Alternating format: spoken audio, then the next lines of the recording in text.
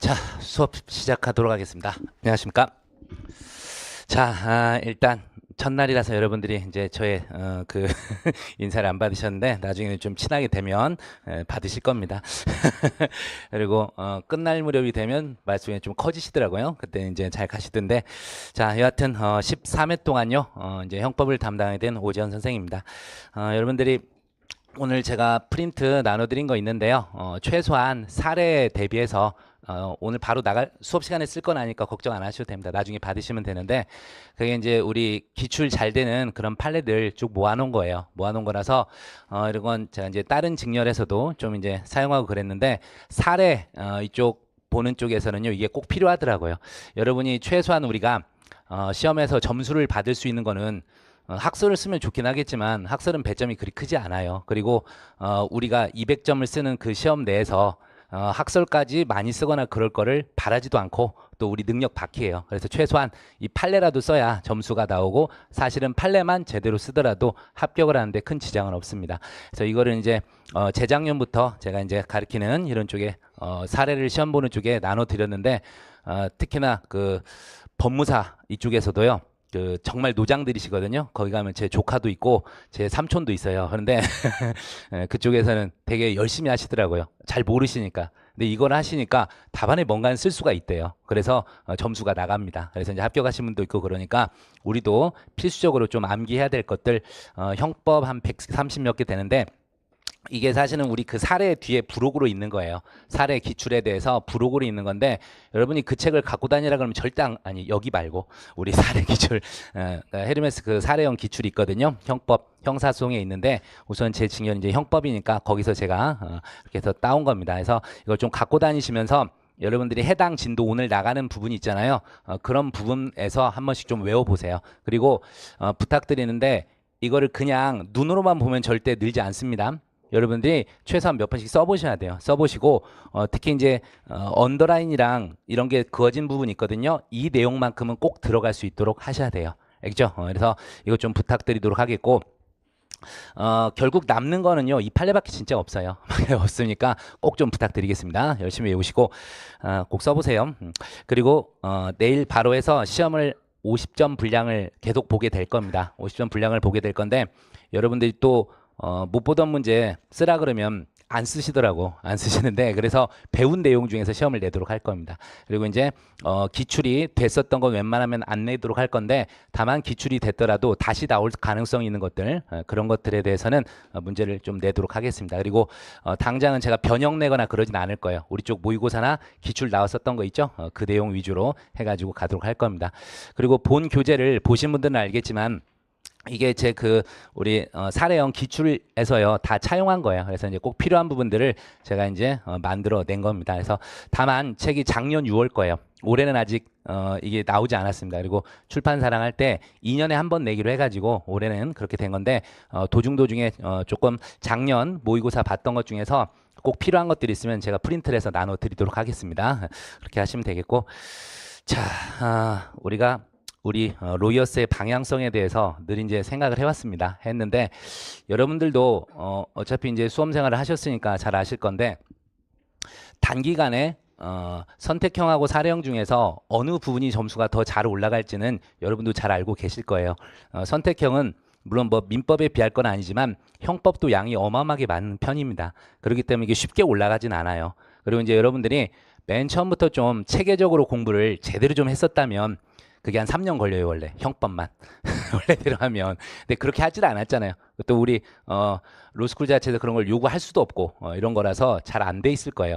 그러다 보니까는 계속 보고 까먹고 그랬을 거라고요. 그래서 기본적인 체계를 조금 이제 잡으셨다면 좋았을 건데, 그렇지 않는 바람에 되게 힘들었을 겁니다. 그래서 선택형을 이기는 좀 더 힘들었을 것이고요. 그런데 사례를 중심으로 하다 보면요, 형법이건 형사소송이건 좀 더 내용이 많이 보일 거예요. 많이 보여서 여러분들이 선택형을 공부하는데도 상당한 도움이 많이 될 겁니다. 대부분 나오는 것들이, 우리가 이제 좀 어렵게 나오는 것들은 대부분 사례형에서 나오는 것들을 선택형으로 구성해서 내거든요. 그래서 그런 것들을 좀 잘 좀 알아두시면 선택형에도 많이 도움이 될 겁니다. 그리고 우리는 뭐 100점 맞고 만점 맞고 이런 거를 요구하는 시험이 아닙니다. 그러니까 버릴 건 버리셔야 돼요. 그래서 특히 항상 저도 극소심 A형이라서 되게 수험 생활하면서 힘들었었어요. 지금 보면은 참 바보 같은 짓을 했는데 여러분도 그래서 우리는 학자가 아니라는 거 오로지 수험생으로서 시험 준비를 한다는 걸 좀 기억을 해주십시오. 그래서 우리 이제 강사들이나 우리 변호사님들이 시험에서 안 나온다고 하는 거 있잖아요. 보지 마세요 하면 보지 마세요. 꼭 막판 되면 어떻게 돼요? 보지 말라는 부분에 여기서 혹시 나올 게 아닐까 해서 보고 그러는데 안 나와요. 안 나오니까 여러분들은 그렇게 가시고 설령 나오더라도 어떻게 해요? 같이 죽는 거예요. 그러니까 걱정 안 해도 돼. 예? 그래서 너무 욕심 내지 마시고 꼭 하자는 것만 제대로 정리하시면은 충분히 커버가 되리라 생각합니다. 자, 일단 뭐 수업하면서 자세한 얘기들은 해드리겠고요. 일단 우리가 사례가 200점이 나오게 되는데 작년, 올해 둘 다 해가지고 형법이 거의 한 120점이 나오고 있어요. 120점. 근데 우리한테는 좋은 게 아니에요. 왜냐하면 형소가 많을수록 좋아요. 형소는 별로 쓸 게 없거든. 근데 형법은 쓸 게 많아가지고 시간이 더 부족해지는 거예요. 그래서 원래 한 110점 대 90점이면 좋은데 120점을 내고 있어요. 이 추세는 내년에도 계속 될 것 같다. 알아두고. 그리고 수업하면서 제가 교재다 보니까 어쩔 수 없이 이제 학설 같은 것도 좀 많이 넣어놓긴 했어요. 근데 도중에서 제가 여러분 넘어갑시다 하면 그냥 넘어가시면 돼요. 대신에 꼭 학설을 써야 되는 내용들이 있습니다. 왜냐하면 판례 비판하라고 내는 그런 것들이 있거든요. 그런 거는 제가 좀 체크해드리면서 말씀드리도록 할게요. 알겠죠? 그리고 우리는 120점인데 몇 점 맞기를 원하시죠? 몇 점? 형법에서 한 100점? 그 정도면 대박이죠. 저도 100점 못 맞아. 제가 쓴다 그래도 100점 못 맞습니다. 빨리 그 시간 내에 전 쓸 수가 없어요. 그래서 그런 건데 여러분이 최소한 그래도 목표는 좀 높이 잡으십시오. 높이 좀 잡으시고 그리고 시험장 갔을 때 부탁드리는 게 어떤 자기가 아는 논점이 나왔을 때 오버하지 마세요. 아는 논점 나왔을 때 오버하다 보면 점수 더 못 받아요. 왜냐하면 분량이 20점밖에 없어. 근데 어떻게 해요? 그걸 막 한 명 가득 써. 그렇다고 20점 다 줘요? 죽어도 안 줘요. 20점은 죽어도 안 주게 돼 있어요. 많이 줘봐야 진짜 잘 썼어. 그러면 17점. 그 정도 줄 거라고요. 근데 그걸 해서 한 바닥을 쓴다고? 한 바닥이 50점인데? 하여튼 그 모양이 되면 안 됩니다. 절대. 그러니까 50점은 아니죠. 하여튼 점수가 그렇게 되는데 의미 없는 짓을 하지 말자 이거예요. 그래서 자기가 아는 논점이 나왔을 때 좀 더 차분하세요. 좀 더 차분하고 분량을 조금씩 정리를 하세요. 그리고 우리가 답안지 처음에 받을 때 사례형에서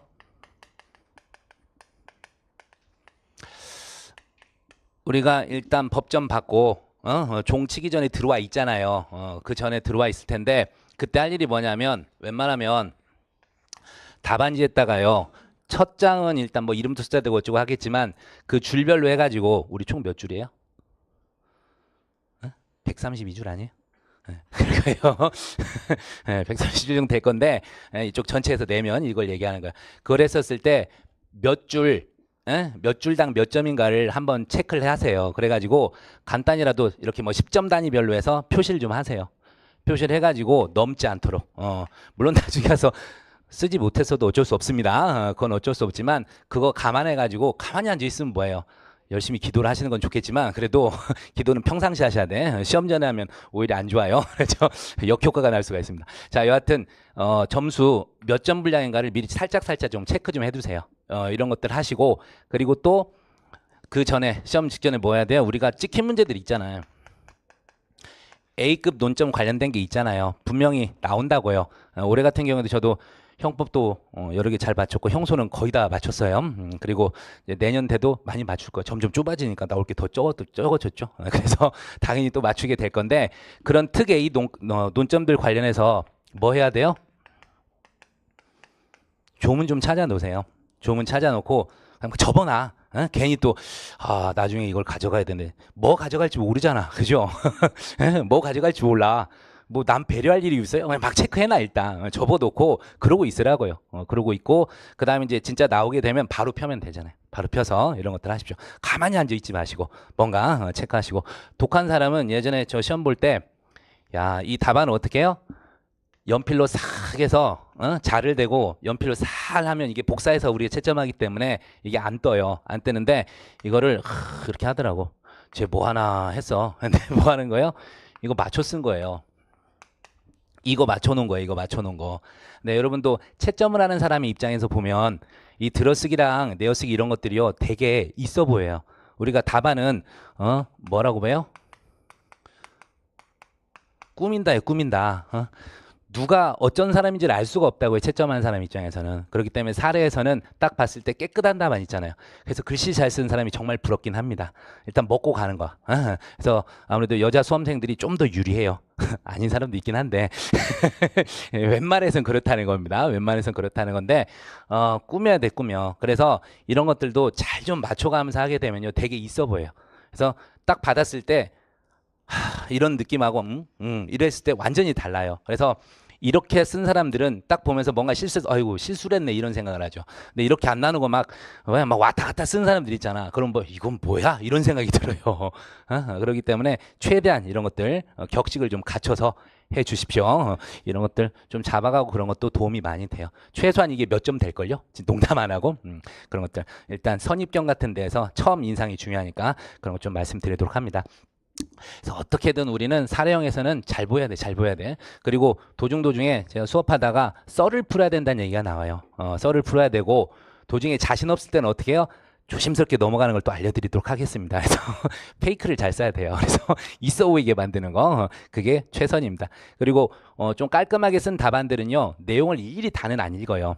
그래서 우리가 항상 앞에 이제 문제 소재나 결론 부분을 잘 써야 되는 게 그런 거예요. 그쪽부터 먼저 이렇게 봐요. 그리고 논점에서 써 있으면 그냥 일단 뭐야? 썼구나. 이런 이제 생각을 하게 돼. 그래서 점수가 좀 많이 나가게 됩니다. 그래서 목차 쓰는 게 조금 중요해요. 여러분들이 이제 목차 잡고 그런 것이 하루아침에 이루어지지 않는 건 압니다. 아는데 우리 결국 그 모의고사라던가 이런 쪽에서 우리 이제 사례집 같은 데서 잡아놓은 거 있잖아요. 그게 그냥 잡은 게 아니라 나름 그 저자들도 열심히 한번 생각하면서 잡은 것들이거든요. 그래서 그런 것들을 자꾸 따라할 수 있게 연습을 한번 해보세요. 연습을 하시면은 여러분도 어느 정도 좀 따라갈 수 있는 게 될 거예요. 그래서 이런 목차들도 한 번씩 외우고 그래서 우리가 막 목차 암기하고 막 그런 것도 있잖아요. 그런 것들도 좀 도움이 될 겁니다. 대신에 밑도 끝도 없이 암기하지 말고 예를 들어서 오늘 어떤 뭐 케이스가 나올 거라고요. 그쪽을 배웠으면은 그 부분을 자기가 공부하고 한번 책을 덮어보세요. 덮고서 자기 흐름을 한번 써보세요.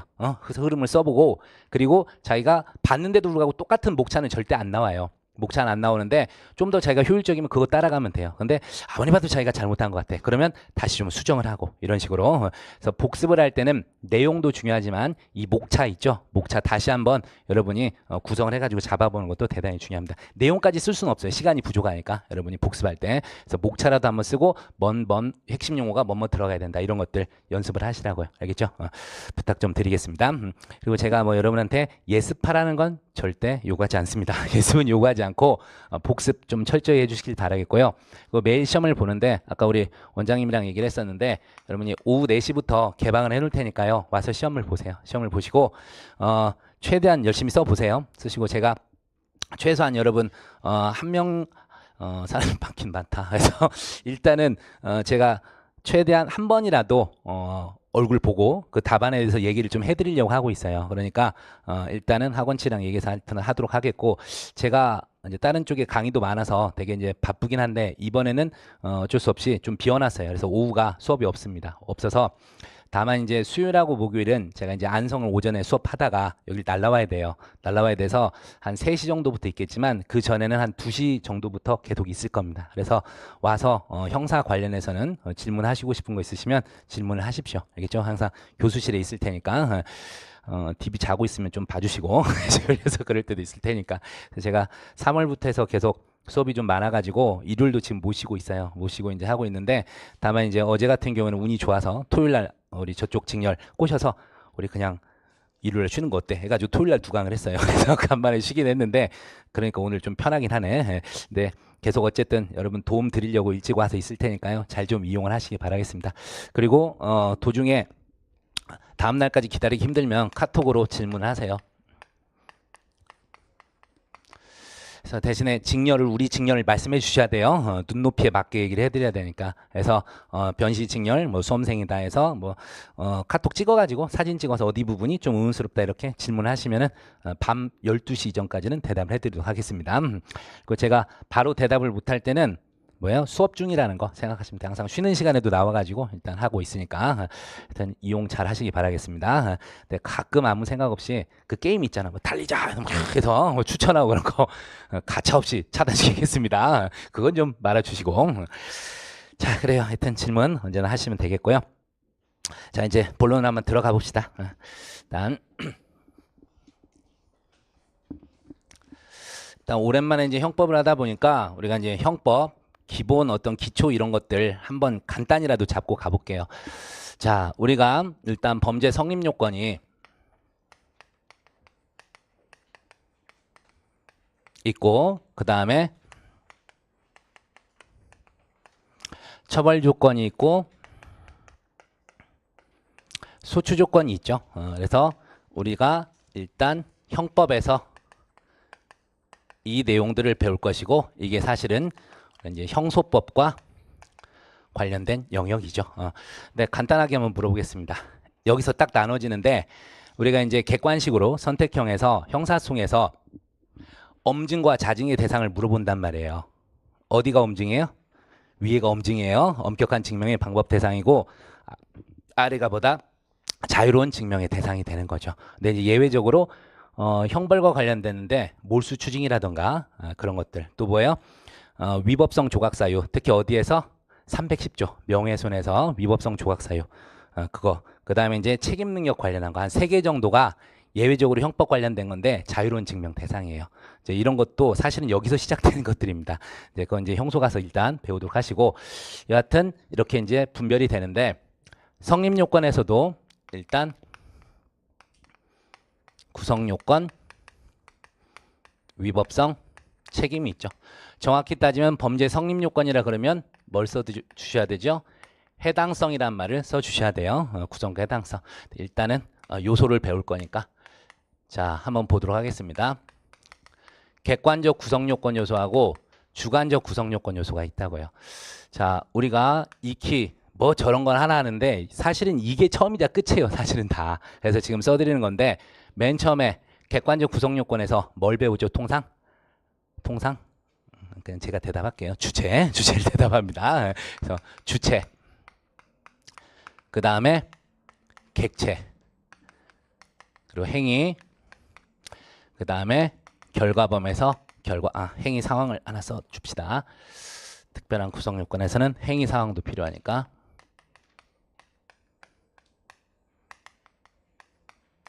그 다음에 결과범에서 결과, 그리고 행위와 결과 사이에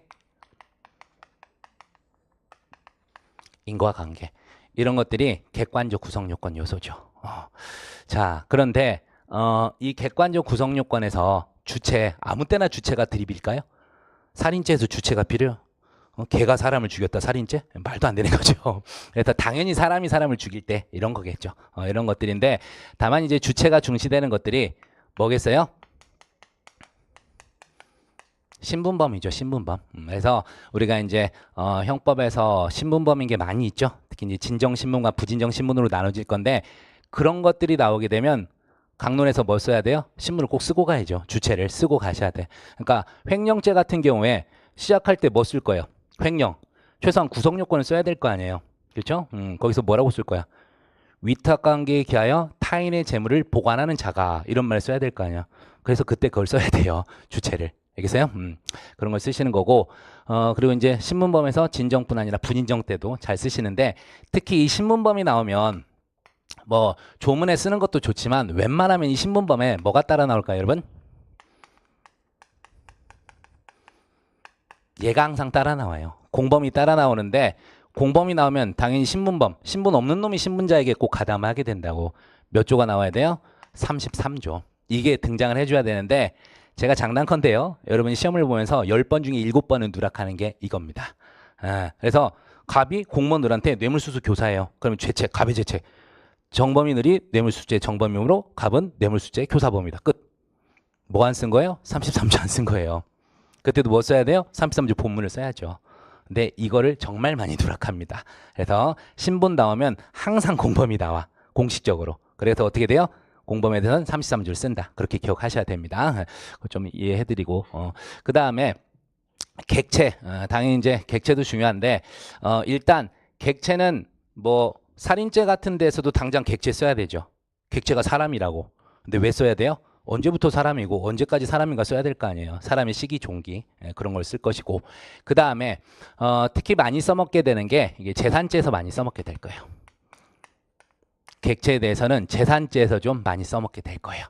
대표적으로 절도제에서 객체가 어떻게 돼요? 절도제의 객체는 타인 소유, 타인 점유, 재물 그런 걸 써야 된다고요. 횡령은 타인 소유, 자기 점유, 재물 이런 걸 쓰고 권행사방에는 자기 소유, 타인 점유 뭐 이런 거 쓸 줄 알아야 되겠죠. 그래서 그런 거 할 때 이제 주로 써먹게 될 겁니다.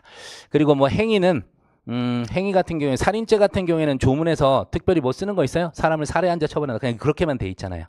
그런데 사기죄 같은 경우에는 뭐라고 하고 돼 있어요? 사람을 기망하여라고 돼 있잖아. 그럼 이제 그런 기망 개념을 쓰셔야겠죠.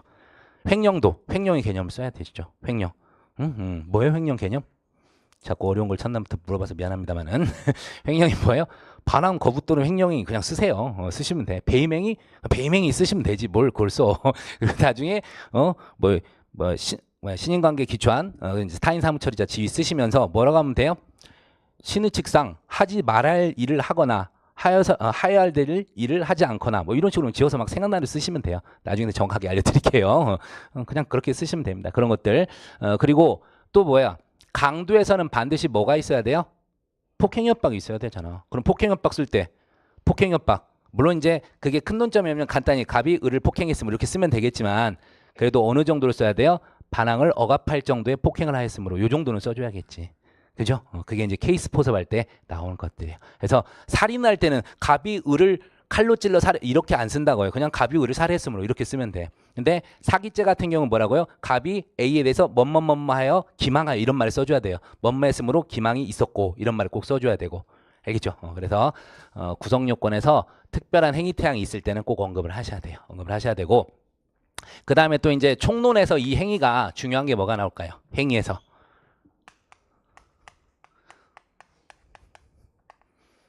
이게 등장하겠죠. 부작위범. 통상 우리가 범죄는 자기로 범할 수 있도록 하고 있잖아요. 하지만 부작위로도 범할 수 있습니다. 그래서 케이스에서는 우리 사례형에서는 진정부작위범은 안 내요. 안 내고 당연히 뭐만 내요? 부진정 부작위범은 될 거예요. 그래서 오늘 시작하자마자 한 바닥 쓸게. 부진정 부작위범인데 물론 우리가 작년 시험에서도 나오긴 했어요. 유기죄 관련해 가지고 계약상 부적 주의무에서 보증인 지위 찾아가는 그런 것도 되지만 그거 외에도 아직 나올 게 꽤 있습니다. 그래서 부작위범은 언제라도 준비하셔야 되고 선택형은 무조건 한 문제가 늘 나와요. 그래서 잘 좀 대비하셔야 됩니다. 그래서 부작위범 이게 중요하다. 그리고 행위 상황 같은 경우에는 제가 제 수업을 이제 들었던 분도 알겠지만 누누이 강조하는데 형법 형사소송에서는 야간이란 말이 나오면 긴장을 하셔야 돼요. 야간이 나오게 되면 완전히 죄책이 달라지죠. 대표적으로 어떻게 되는 겁니까? 갑이 절도의 목적으로 A의 주거에 침입을 합니다. A의 주거에 침입을 해서 뭐예요? 훔칠 물건을 물색도 하기 전에 발각이 돼요. 그래서 체포를 면탈하려고 A에게 폭행을 가했습니다. 근데 이게요. 오늘이 며칠이죠? 5월 28일이죠. 5월 28일 19시인지 19시인지 21시인지에 따라서 완전히 죄가 달라지죠. 19시면 야간이에요, 주간이에요? 어제 안 살았어요, 여러분? 어제 19시에 해 떠 있었어요, 안 떠 있었어요? 떠 있었어요. 주간이라고, 주간. 그러니까 뭐예요? 아직 절도는 실행에 착수했어, 안 했어? 안 했어요. 절도죄 주간에는 실행에 착수 시기가 언제죠? 물색행위, 밀접행위 내지 물색행위가 있어야 된다고. 물색 안 했다니까. 훔칠 물건 물색하기도 전이라 그랬잖아요. 그러니까 주간에는 어떻게 돼버려? 그냥 주거침입죄 그리고 폭행죄, 실체적 경합 끝. 근데 이게 21시였다고. 이러면 어떻게 돼버려요? 야간 주거침입 절도 실행위 착수가 있어버린 거죠. 주거침입 시에 실행위 착수가 있으니까 이거 뭐가 돼버려요? 준강도가 돼버려요. 완전 논점이 달라져 버리죠. 물론 준강도에서도 금방 논점은 뭐다? 준강도 미수가 논점이죠. 절도가 미수였으니까. 그런 식으로 변하게 돼요. 그래서 야간인지 아닌지 엄청난 차이가 있으니까 시간이 나올 때 특히 긴장을 하셔야 돼요. 또 형사소송에서도 야간이 나오면 좀 조심해야 될 게 뭘까요? 우리 형사소송법 125조를 가면 압수수색이라던가 이런 영장 집행할 때 야간 집행이 제한이 돼요. 야간 집행이 제한이 되는데 그죠? 시간 딱 보고 아무 생각 없이 막 푸는 사람들이 있어. 근데 항상 그런 문제가 나오게 되면 영장주의 예외와 관련된 216조 아니면 217조 이런 것들이 등장한다고요. 특히 여러분들이 이제 221조를 많이 놓쳐요. 221조에 가면 요급 처분이 있어요. 요급 처분이. 그래서 216조에 해당하는 다시 해서 체포 현장에서 압수수색 검증이라던가 범죄 장소에서 압수수색 검증 나온 거 그 두 개밖에 없습니다. 걔들이 나오게 되면 야간 집행 가능해요. 221조에 의해서. 하지만 217조 긴급 체포된 자에 대해서 24시간 이내 압수수색 검증할 때 있잖아요. 그럴 때는 어떻게 돼요? 217조 여기에 대해서는 요급 처분 준용이 없어요. 그러니까 야간 집행을 할 수 있어 없어? 못해요. 못해요. 근데 그게 몇 년 전이었죠? 3년 전이었습니까? 2년 전이었습니까? 우리 시험에 당락을 좌우하는 증거능력 문제였거든요. 근데 그걸 모른 거야. 몰라. 그래서 그 조문을 안 쓰고 뭐 그냥 증거능력 없다 쓴 사람 뭐 있다 해서 막 이렇게 해서 완전히 지옥과 천당을 간 사람들이 많다고요. 그러니까 그런 것들 야간이 나오면 항상 그런 걸 생각하셔야 돼요. 됐죠? 그리고 형사소송에서 장단컨대 앞으로 사례에서 숫자 계산하는 거 낼 거예요. 숫자 계산하는 거 내게 될 건데 예전에 객관식용이었잖아. 이제 사례도 낼 거라고요. 그때도 짜증나지만 하나씩 써 가셔야 됩니다. 당장 나올 거는 제일 내기 좋은 건 사실은 공소시효인데 너무 어려울 가능성이 있어요. 그래서 차분히 해서 이제 구속기간 보통 하나가 들어가겠지. 얘가 뭘 거쳐요? 구속적 부심을 거치거나 영장 실질심사를 거치는 사례가 하나 나올 거예요. 그렇게 했을 때 언제까지 사경이 검사에게 인도해야 되냐 피의자를 뭐 이런 기본적인 문제가 나오게 될 겁니다. 그 다음에 그거 내면 그 다음에 이제 공소시효를 낼 거예요. 공소시효는 내기 좋은 게 있잖아. 뭐 대항범 뇌물수수 공여 관련해서 너요 안 내요? 공소시효 정지 이런 거 안 들어간다고. 오랜만에 해서 미안해요. 나중에 한번 얘기해 드릴 테니까 그런 것들이 이제 연계돼서 숫자가 나올 수도 있습니다. 그래서 우선은 어쨌든 이 형법 얘기로 돌아와서 자, 이 행위 상황 그래서 야간인지 주간인지 조심하셔야 돼요. 그리고 또 우리가 자주 등장한 게 뭐죠? 야간도 있지만 행위 상황 관련해서 야간도 중요하지만 뭐죠? 특수 관련해서도 항상 기억하셔야 됩니다. 우리가 알고 있는 특수가 두 부류가 있죠. 주로 잘 나오는 게 단다위 특수가 있죠. 단체 또는 다중의 위력을 보이거나 위험한 물건이 휴대했을 때. 그래서 우리가 반드시 이 위험한 물건의 개념은 알고 계셔야 돼요. 모의고사에서 수도 없이 나왔습니다. 앞으로도 계속 나올 거고 기출도 또 나왔었고 또 나올 거예요. 그 다음에 또 특수에서 뭐가 있어요? 흉기가 나올 때도 있어요. 흉기. 그리고 이제 우리 단골 특수절도하고 특수강도에서 잘 나오는 합동범 이런 것들. 그래서 우리가 이제 위험한 물건하고 흉기의 개념도 구별은 할 줄 알아야 되죠. 이런 것들. 일단은 나중에 외워야겠지만 말씀드릴게요. 위험한 물건이 뭐예요? 물건의 객관적 성질과 사용 방법을 기초로 그 물건을 사용했을 때 생명 신체에 위험을 느낄 수 있는 거. 이게 바로 위험한 물건이에요. 흉기는 뭐예요? 처음부터 살상용 파괴용으로 만들어진 것이거나 이에 준할 정도의 위험성을 가진 물건. 제가 말한 게 아니라 판례가 얘기한 거예요. 그러니까 여러분들이 제가 말한 것 등은 외우셔야 돼요. 오늘 다뤄드린 그 판례 자료에 다 있는 내용들입니다. 사실 그런 것들만 쓰고 나도 왠지 우리가 답안에 뭔가를 쓴 것 같아요. 근데 그런 걸 안 쓰고 나면 어떻게 되죠? 시험을 보고 왔는데 내가 뭘 썼을까라는 생각이 들죠.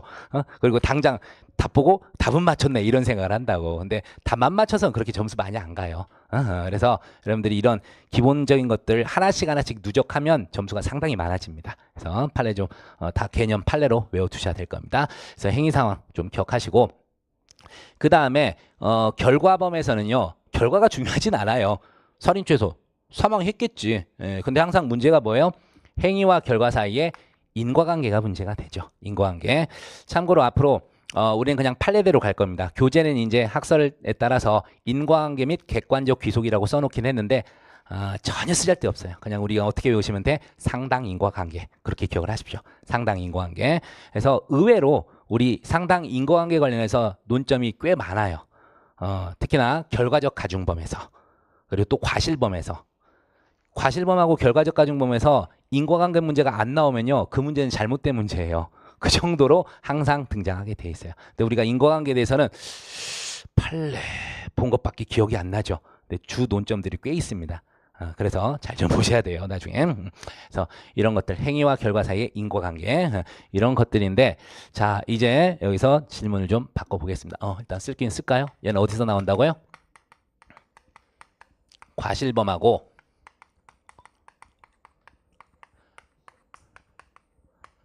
결과적 가중범 여기에서 상당히 자주 등장하게 됩니다.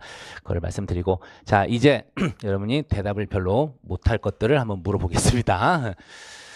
정말 기본인데 여러분들이 이걸 좀 잘 모르시더라고. 자 일단 우리가 주관적 구성 요건에서도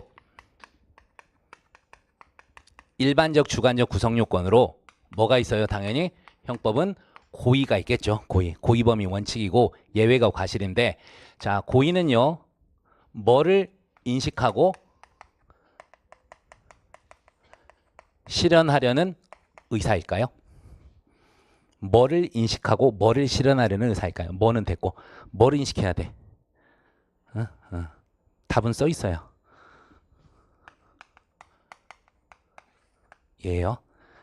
객관적 구성 요건 요소를 인식하고 이를 실현하려는 의사. 이게 바로 고의예요. 그래서 예전에 사법시험 객관식 기출에서 자주 등장했던 거 좀 어려운 문제였는데 사실 이게 어려운 게 아니거든요. 다음 중 고의의 인식 대상인 것은, 이런 것들을 자주 물어봐요. 자주 물어봐. 그래서 이제 조금 고난이도가 섞이면 방화죄를 잘 물어보죠. 방화죄에서 현주건조물 방화죄하고 공용건조물 방화죄하고 타인 소유 일반 건조물 방화가 있어요. 들어는 보셨죠? 이 세 개가 뭐예요? 추상적 위헌범이에요. 조문에 가면요. 찾아드릴까요? 164조부터 보세요. 164조, 165조, 166조 1항에 돼 있어요. 조문들 꺼내서 한번 찾아보시기 바랍니다. 우리 책에도 있겠죠? 우리 책에도 있을 텐데 그것까지는 제가 안 찾아왔는데 사회적 법익 가자마자 있을 겁니다. 사회적 법익 넘어가면 어쨌든 대부분 이제 재산죄 쪽이라서 사회적 법익에서 그렇죠? 방화죄에서 자 456페이지부터 써놨네. 법전 없으신 분들 456페이지부터 보시면 되는데, 자 방화죄에서 센 놈 세 개는요 앞으로 이제 센 놈 세 개라고 부를 거예요. 현주건조물 방화, 공용건조물 방화, 타인 소유 일반 건조물 방화. 얘들은 뭐예요? 조문을 아무리 살펴봐도 그냥 소외한 자 처벌한다고만 돼 있죠. 그리고 얘들 다 추상적 위헌범인데 예비음모가 있어요.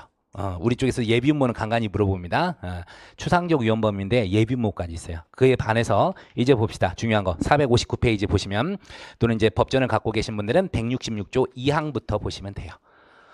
자기 소유 일반 건조물 방화가 166조 2항입니다. 뭐라고 돼 있어요?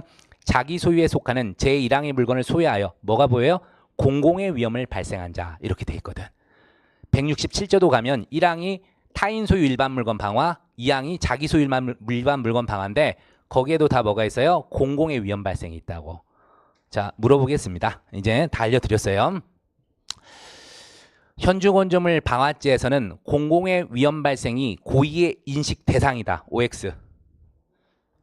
X죠. 조문에 써 있는 게 객관적 구성 요건 요소예요. 근데 현주건조물 방화는 공공의 위험이 안 써 있었잖아요. 이해돼요? 되게 단골로 나온 애들이에요. 단골로. 우리가 객관적 구성 요건, 물론 기술되지 아니한 객관적 구성 요건도 있긴 있어요. 그런데 대부분 뭐예요? 법전에 써 있는 게 객관적 구성 요건 요소예요. 알겠죠? 그래서 우리가 법조문을 그냥 볼 게 아니라 이런 걸 눈여겨서 좀 봐 주셔야 돼요. 그래서 약한 놈 세 개가 자기 소유 일반 건조물 방화, 타인 소유 일반 물건 방화, 그 다음에 자기 소유 일반 물건 방화, 이 세 가지가 나가게 될 건데 얘들은 다보다 구체적 위헌범입니다. 조문에 뭐라고 써 있어요? 공공의 위험 발생이라고 써 있어요. 공공의 위험 발생. 그래서 얘들은 뭐다? 고의의 인식 대상입니다. 그거 좀 객관식으로 우선 말씀 좀 드렸고, 나온 김에 말씀드리면 이 구체적 위헌범은요 다 미수가 없어요. 미수가 없고, 또 구체적 위헌범 동네를 하나 더 알려드릴까요? 이건 나중에 다 필요하기 때문에 선택형뿐 아니라 사례 때도 필요해서 좀 말씀드립니다. 금방 얘기했던 것처럼 방화죄에서 자, 앞으로 약한 놈 3개로 명칭하겠습니다. 하시고, 또 누가 있을까요? 중시리즈가 있어요. 중시리즈가 있는데 얘는 제외입니다.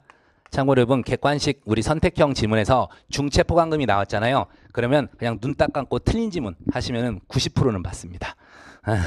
얘는 항상 오답으로 끼는 애예요. 중체포관금은 중시리즈가 아닙니다. 아니고, 자, 중시리즈, 우리가 알고 있는 중시리즈가 그럼 뭐가 있어요? 대표적인 게 중상해, 중유기, 뭐 중권리행사 방해, 하여튼 뭐 있어. 그런 것들이. 자, 그런 것들이 특징이 부진정 결과적 가중법입니다. 그리고 구체적 위험 범위고요. 아까 제가 세트로 뭐라 그랬어요? 구체적 위험 범위는 무조건 뭐가 없다? 미수처벌 규정이 없어요. 이런 식으로 좀 기억하십시오. 참고로 다 뭐가 들어가 있냐면 조문에 최소한 얘가 들어가 있어요. 생명에 대한 위험. 이게 기본적으로 들어가 있습니다. 아까 약한 놈 3개에다가 뭐 써드릴까?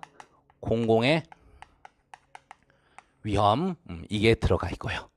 공공의 위험이 들어가 있고. 지금 이게 우리가 선택형용으로 좀 말씀을 드린 건데 이거 나중에 또 써먹을 때가 있어요. 써먹을 때가 있어서 말씀드리죠. 미리 얘기할까? 방아죄에서. 방아죄 가면요. 여러분이 거의 생소한 지문이 하나 있을까요? 조문인데 176조가 있어요. 176조에 가시면은 거기 뭐가 돼 있냐면 자기 소유인데도 보험에 가입되어 있거나 타인의 권리의 목적 등이 돼 있을 때 그걸 누구 소유로 간주해요? 타인 소유로 간주해요. 이게 케이스에 분명히 나올 때가 됐는데 그걸 낼 건데요. 자기 소유 일반권 조문인데 보험에 가입돼 있어. 보험금이라도 타보려고 지가 불을 내버려요. 이랬을 때 죄책 떠오르는 건 우리 일단 뭐가 떠올라야 돼요? 당연히 보험 사기 떠올라야 돼요. 보험 사기 떠올라야 되고 당연히 보험금 청구했으면 보험 사기가 됩니다. 그 다음에 방아죄를 써야 되는데 이 176조를 모르면 그냥 뭘 쓰게 돼요? 자기 소유 일반권 조물 방화. 근데 그걸 꼭 어디에 있는 창고냐면 인가로부터 멀리 떨어진 어디에 있는 뭐 자기 창고 이런 말이 나와요. 인가로부터 멀리 떨어진. 그러니까 공공의 위험이 발생할 수 있다 없다? 발생할 수 없는 거. 그걸 일단 줘요. 근데 보험에 가입돼 있다니까. 그러니까 공공의 위험이 발생할 필요가 있어 없어? 없어요. 그러니까 방아죄는 무슨 방아죄가 돼버려요? 타인 소유 일반 건조물 방아죄가 돼버려요.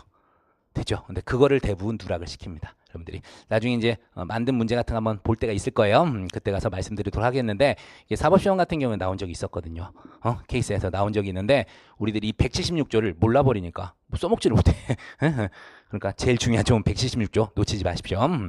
그래서 약한 놈이 센 놈으로 바뀌는 겁니다. 약한 놈이 센 놈으로 바뀌는 거. 그거 좀 말씀드릴게요. 자, 이런 것들 좀 말씀드렸고 자, 계속해서 한번 보도록 합니다. 고의의 인세상 어쨌든 객관적 구성 요건 요소 인식이에요. 객관적 구성 요건 요소. 그러다 보니까 이 고의가 직결되는 게 뭐예요?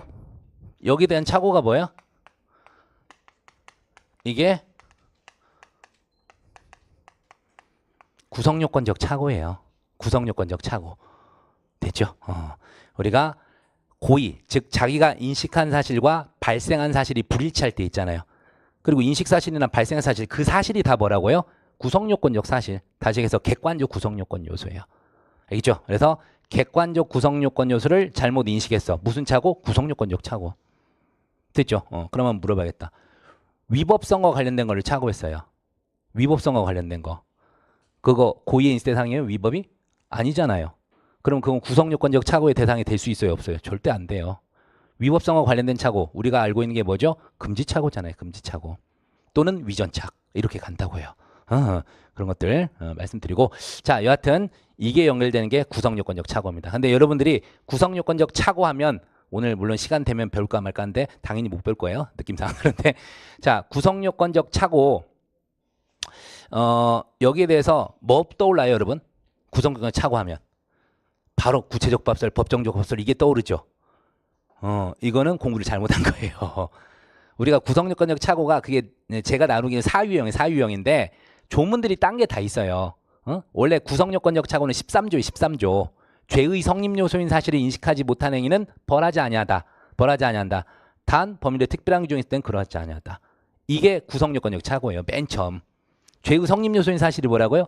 객관적 구성요건 요소. 인식하지 못한 행위 벌하지 않는다고. 고의범이 아니라는 거예요. 그죠? 근데 법률에 특별한 규정이 있다는 건 뭐예요? 과실이라는 얘기예요. 과실. 과실범은 예외로 처벌한다. 그래서 13조 지나서 14조에 바로 과실범이 나오게 되는 거예요. 됐죠? 자, 그래서 한번 설명을 해보겠습니다. 그러면 이 고의하고 차이 있는 과실은 뭐냐죠? 과실. 우리가 과실은 두 종류가 있죠. 이렇게 되잖아요. 객관적 구성요건 요소를 인식했는데 실현 의사가 없었어. 그래서 이게 뭐예요? 인식 있는 과실 이렇게 얘기하고 얘는 뭐야? 인식도 없었잖아요. 그래서 인식 없는 과실 이렇게 얘기를 합니다. 물론 둘이서 구별 실익은 크게 없어요. 하지만 이놈은 누구 때문에 구별해 줘야 돼요? 인식 있는 과실은 이 사이에. 하지만 고의야. 하지만 고의에 있어. 무슨 고의가? 미필적 고의죠. 이것 때문에 인식 있는 과실을 구별을 좀 해줘야 되는 거예요. 예를 들어 볼게요. 차로 사람을 쳐 죽였어요. 고의범의 과실범이에요. 따져봐야죠, 그거는. 처음부터 뭐야? 갑이 뭐 한 거예요? 제 얘기를 할게요. 수업 시간에 허건날 좋은 인간이 있어. 근데 댓글은 허건날 저 인간 이상하다고 해. 그걸 제가 알았어. 그래서 수업 끝날 시간을 기다려. 그래가지고 나오는 사람을 쳐버렸어요, 제가. 조심하십시오. 자, 그래서 살인의 고의를 쳤다고. 이렇게 되면 뭐가 돼요? 살인죄요, 살인죄. 살인죄. 살인의 고의가 있었으니까. 하지만 어떻게 되죠? 일반 사람들이 사람 차로 쳤을 때 살인죄로 가요? 안 그렇죠. 하지만 우리가 언제나 어떤 생각을 해요? 운전대를 잡을 때 생각은 하죠. 내가 잘못해서 사람을 치면 죽을 수 있어. 그게 뭐야? 인식은 했어요. 인식은 했다고. 차로 사람을 쳐 죽어.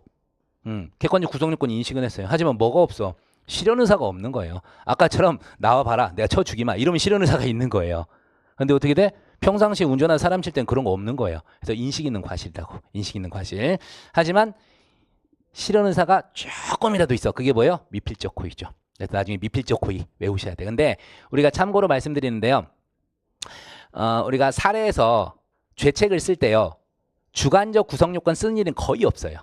거의 없는데 특히 고의도 쓸 일이 거의 없어요. 없는데 어느 때 써요? 항상 나오는 말이 있어요. 뭐뭐해도 어쩔 수 없다고 생각하고. 이런 말이 꼭 나와요. 뭐뭐해도 어쩔 수 없다고 생각하고. 그 논점이면 뭐 써달라는 거예요? 미필적 고의 써야겠다. 이겁니다. 됐죠?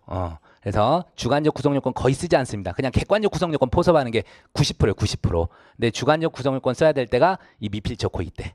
미필적 고의 때 써먹게 된다는 걸 좀 생각해 두십시오. 그래서 사실은 뭐 판례 사안들은 어렵지 않아요. 어렵지 않는데 우리가 이 용어를 멋있게 한번 써줘야 돼요. 판례가 얘기하는 대로. 그래서 어쩔 수 없을 땐 미필적 고의다. 에이, 이렇게 쓰면 안 되지. 그죠? 그래서 뭐 용인하는 뭐 이런 말 나와야 되잖아. 그게 판례에 있는 거예요. 그때 이제 외우시면 되는 거예요. 그래서 그것 때문에 이걸 좀 구분하겠습니다. 자, 나온 김에 한번 물어볼 텐데 여러분들이 형법 공부를 좀 오래 했는데도 기수하고 미수를 구별하지 못하는 사람들이 상당히 있습니다. 기수와 미수 차이가 뭐예요? 한자 차이는 알겠지. 이미 기 한일비 이 차이는 알겠지. 뭐예요? 기수는요. 사실은 저도 처음에 공부할 때 그랬어요. 기수? 구성해당성 위협성 책임 다 갖춘 거 아니야? 이거는 유죄고요. 그건 유죄고 기수는 오로지 어디에서만 얘기할까? 구성요건에서만 얘기하는 거예요. 기수의 고의를 가지고 모든 객관적 구성요건을 충족시키면 이게 뭐야? 기수예요. 미수는 뭘까요? 미수는 미수 때도 고의는 어떤 거야 돼요? 아니 말들 해봐요. 왜 이래 표정들이. 이건 알잖아. 에? 자, 미수 때도 고의는 어떻게 돼요? 기수여야 돼. 기수. 그래서 형법에서 미수의 고의는 고의다 아니다? 아니에요. 처음부터 미수에 그칠 것을 알면서 나가는 고의는 형법상 고의가 아닙니다. 근데 결과가 발생했으면 그건 뭐가 돼요? 과실범이 되는 거예요. 그래서 미수도 뭐예요? 기수의 고의를 가지고 나아가. 근데 뭐를 충족하지 못한 거예요? 객관적 구성 요건을 충족하지 못하는 거예요. 대표적으로 어디서 나와요? 결과범에서 결과가 발생하지 않았을 때. 그리고 결과가 발생했지만 행위와 결과 사이에 뭐가 없을 때? 인과관계가 없을 때. 그게 미수예요. 그게 미수라고요. 알겠죠? 그래서 객관적 구성 요건 요소를 인식하고 뭐예요? 실현하는 의사. 이게 고의인데 고의에서는 기수와 미수가 차이가 없습니다. 기수와 미수의 차이는 결과에서 결과범에서 결과 그리고 인과관계 여기서 차이가 나요. 이걸 갖추지 못했을 때가 미수가 된다. 미수가. 자, 그럼 여기서 한번 물어볼게요. 우리가 그러면 과실범에서 미수가 없다는 건 수없이 들어봤죠. 과실범에서는 미수가 없다. 왜 그럴까요?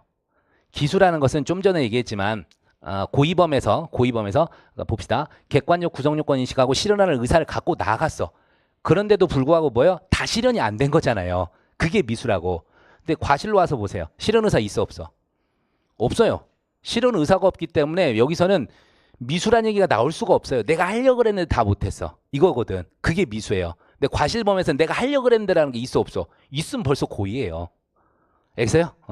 이해 안 되셔도 좋으니까 일단은 들어보세요. 그래서 실현하려는 의사를 가지고 나갔는데 제 의사와 달리 다 실현을 못했어요. 이게 미수라니까. 그래서 과실범에서는 미수가 나올 수가 없어요. 실현 의사가 없었기 때문에. 일단 들어두시기 바랍니다. 과실범에서 미수가 없다는 거 그거 하나 정리를 해드리겠습니다. 그래서 고의하고 과실 일단 설명을 했고, 자 착오도 구성요건적 착오 말씀드렸습니다. 그 다음에 일반적 주관적 구성요건 말고 뭐가 있죠? 초과 주관적 구성요건 요소가 있어요.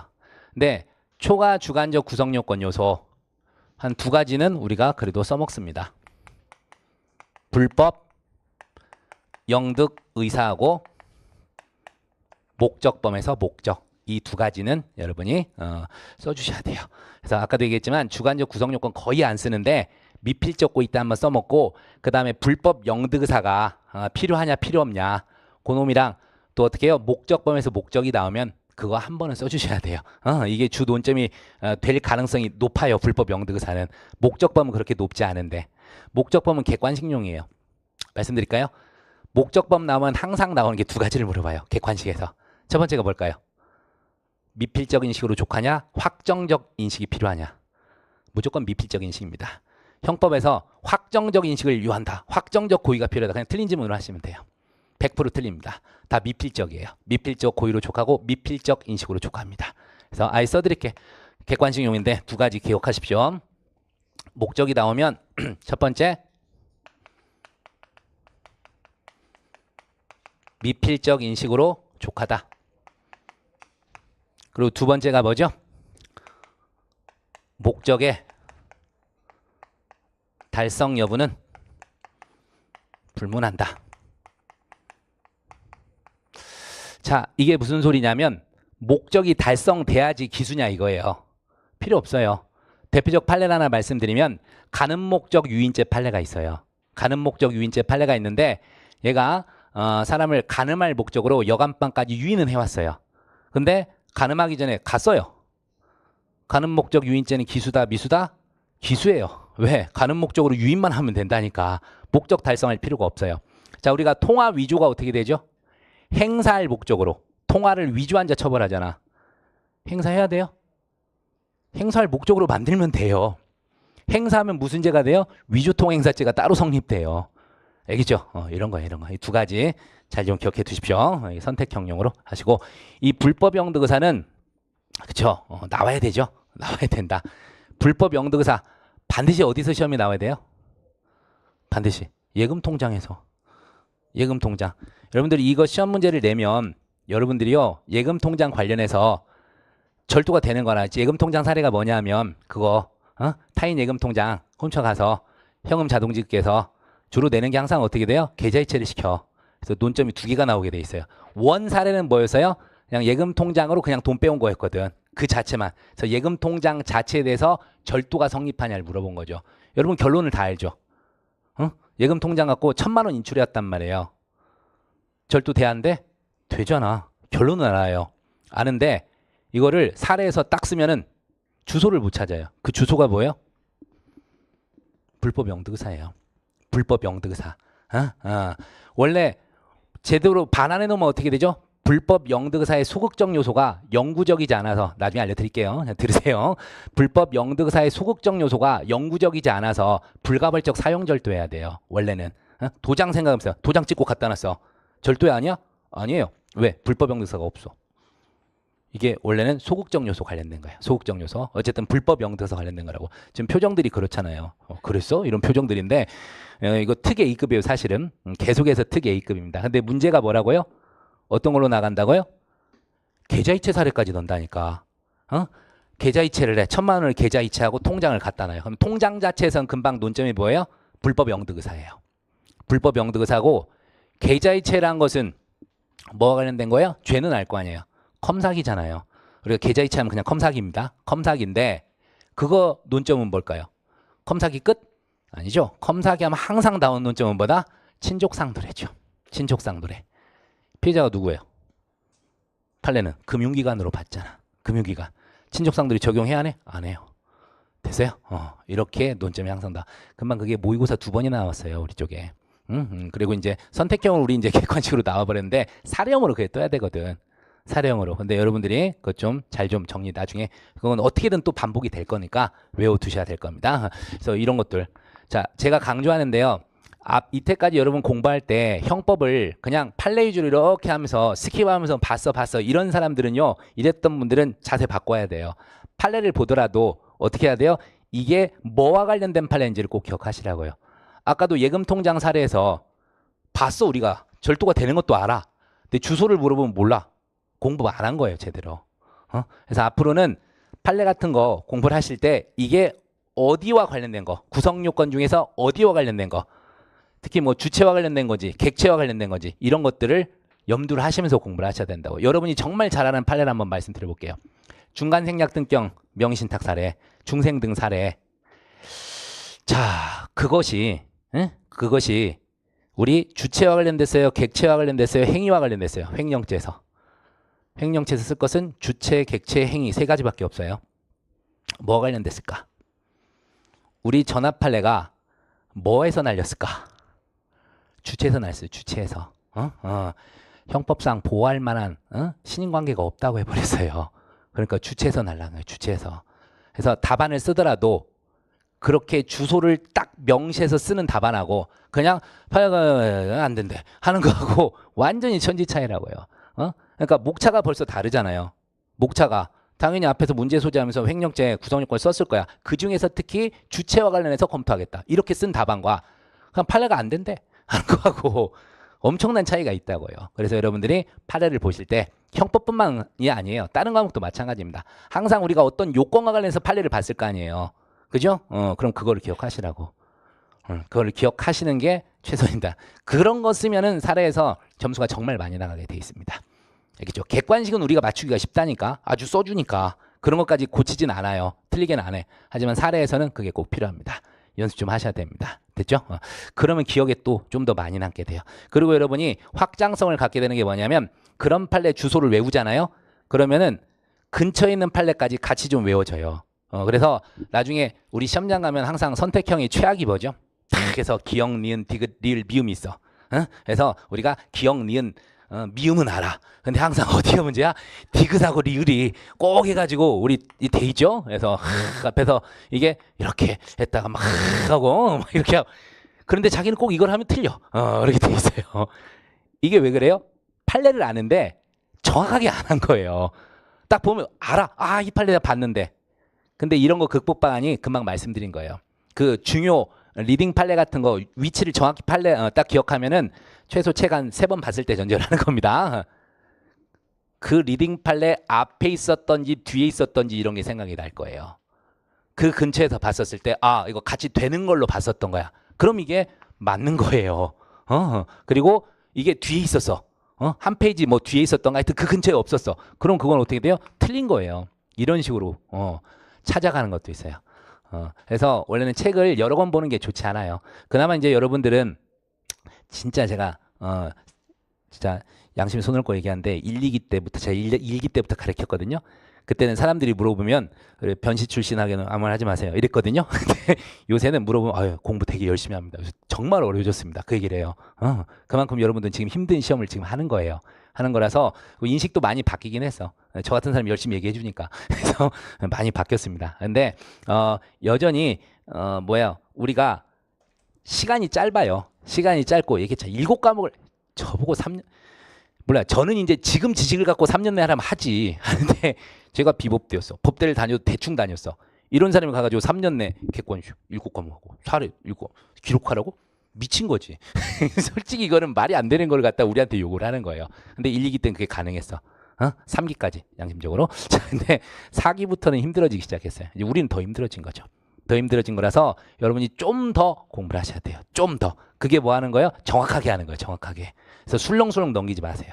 술렁술렁. 그리고 제가 이 얘기하려던 게 책 여러 권 갖지 말라고요. 우리 교재는 딱 뭐예요? 우리가 기본서 사실은 이게 꼭 필요해요. 기본서가 있고 기출. 사실 이게 다예요. 기본서도 물론 이제 선택형용이 있고 사례형용이 제가 있으니까 사례로 쓸게요. 어쨌든 이 이상 넓히면 안 돼요. 요거 가지고 계속 돌려야 돼. 여러분들 하면 또 막 초창기 분들이 막 없는 책이 없더라고. 그래서 뭔 책 있어? 얘 있는데요. 혹시 그것도 있어? 얘 있는데요. 뭐 설마 이것도 있어? 얘 있는데요. 봤어요? 아니요. 그게 무슨 공부 의미가 없잖아. 뭐 책장 살 거예요? 아니라고. 딱 요것만 갖고 가세요. 그리고 마지막에 어떻게 돼요? 최신 판례 나눠줄 거 아니에요. 우리 같이 할 거 아니야. 요것만 갖고 가면 돼요. 책을 넓히면 어떤 단점이 있어요? 그 책에다도 썼지, 이 책에다도 썼지. 나중에 공부하다가 생각나. 옛날 정리했었는데 이 책인가 막 정리하고 저 책인가 정리하다가 못 찾아. 그럼 어떻게 해요? 지금 이 책에다 다시 정리해. 무슨 3번을 써요? 의미 없는 짓이잖아요. 책 하나 가지고 열심히 돌리는 게 최선이에요. 그리고 처음부터 볼펜 하지 마세요. 볼펜 갖고 밑줄 긋고 하지 마시라고. 나중에 되면 점점 날려야 돼요. 그렇기 때문에 처음부터 볼펜 하지 마십시오. 물론 이제 중요하다. 특이하게 이런 건 쓰는 거야. 그런 거 쓰시지만 밑줄 긋고 그런 거 여러분들 저도 많이 그거 봐서 알아요. 긋다 보면 탄성이 붙어서 쫙 하다가 멈춰야 되는데 더거 막 하고 그리고 나중에 되면 어떻게 이거 우리 선생님이 그랬던가 내가 그랬던가 몰라. 그래서 막 공부를 해. 근데 시험에 안 나와 그런 부분은. 그러니까 그런 것들 조심하세요. 그런 걸 점점 지워야 돼요. 나중에 아는 건 지워야 돼요. 그래야 나중에 전날에 다 보지. 여러분들 시험 전날에 다 보고 가고 싶잖아요. 그죠? 사실은 그게 자기 만족이에요. 안 봐도 큰 차이는 없어요. 근데 봐줘야 자신이 그래요. 제가 마지막에 시험 볼 때 4일 동안 10시간 잤어요. 지금 생각하면 천추의 한이야. 잠이나 푹 잘 걸. 좀 물론 이제 저 이 차례는 10년 봤으니까 웬만한 거 다 알죠. 그런데도 불안한 거야. 내 다시는 시험 안 보리란 마음으로 들어갔거든요. 10시간 하는데 딱 시험 볼 때마다 뭐내가 아이씨 어제 그냥 잘 걸 씨. 졸려 막 하니까 힘들어 죽겠어. 40 다 된 나이 막 이걸 쓰고 막 있으려니까 죽겠다. 죄송해요. 너무 분 있으면 미안한데 어쨌든 막 하니까 힘들어 죽겠는 거야. 차라리 정신이 맑았으면 좋았을 걸. 그런데도 어떻게 돼요? 가면 또 딱 한 30분 자. 시험 끝나고 30분 자고 또 공부해. 또 공부하고. 그래갖고 일찍 잠깐 아니야. 그래도 어쩔 수 없어. 그래서 막 봐요. 이게 A형이라니까. 그래서 안 좋아요. 그러니까 여러분들이 최선을 다해서 보는 건 좋아요. 근데 볼 수 있으려면 어떻게 해야 돼요? 책을 만들어놔야 돼요.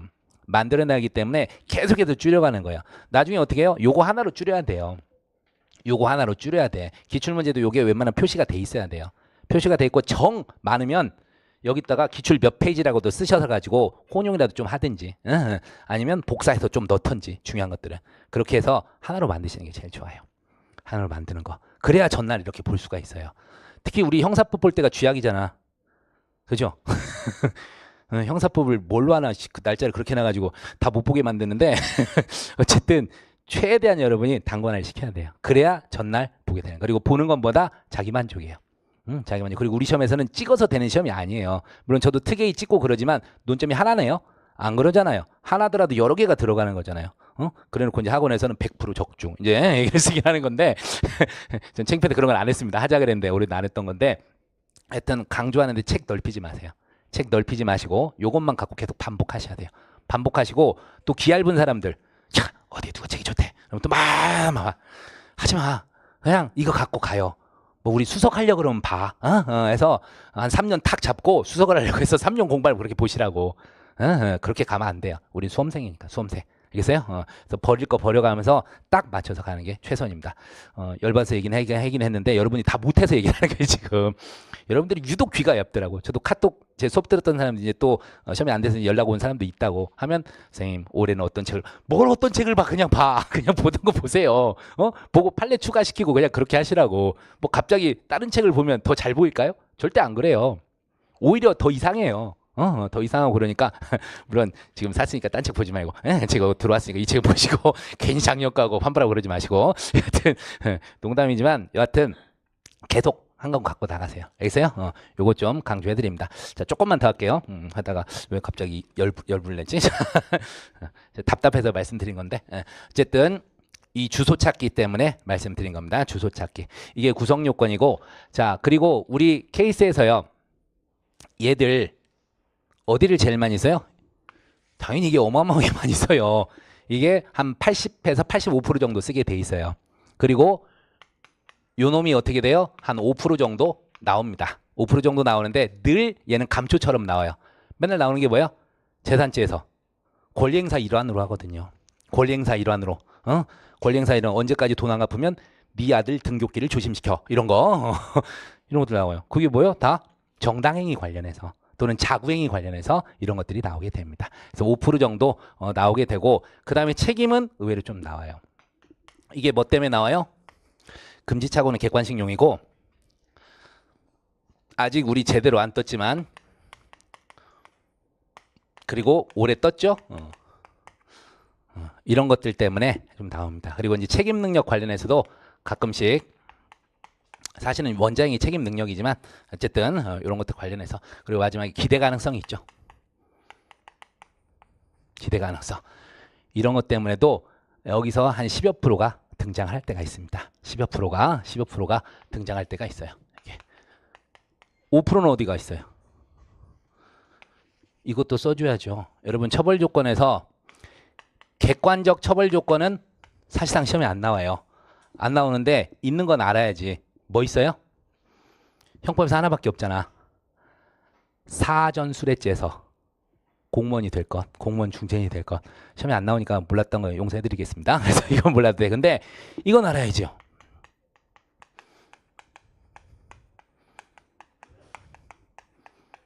뭐죠?